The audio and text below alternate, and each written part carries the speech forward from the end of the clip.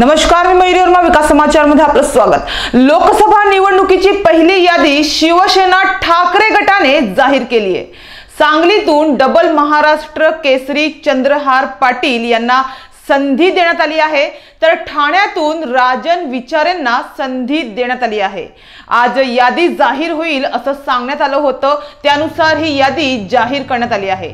खासदार संजय राऊत यांनी एक्स वर यादी पोस्ट करत लोकसभेचे शिवसेना ठाकरे गटाचे 17 उमेदवार जाहीर केले आहे।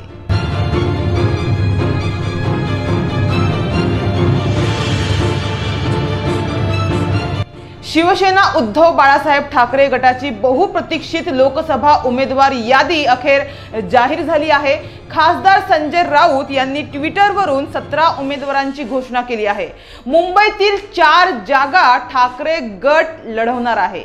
दक्षिण मध्य मुंबईतून अनिल देसाई, तर उत्तर पश्चिम मुंबईतून अमोल कीर्तिकर, उत्तर पूर्व मुंबईतून संजय दिना पाटील, नाशिकमधून राजाभाऊ वाजे, तर छत्रपती संभाजीनगर येथून चंद्रकांत खैरे यांना तिकीट देण्यात आली आहे।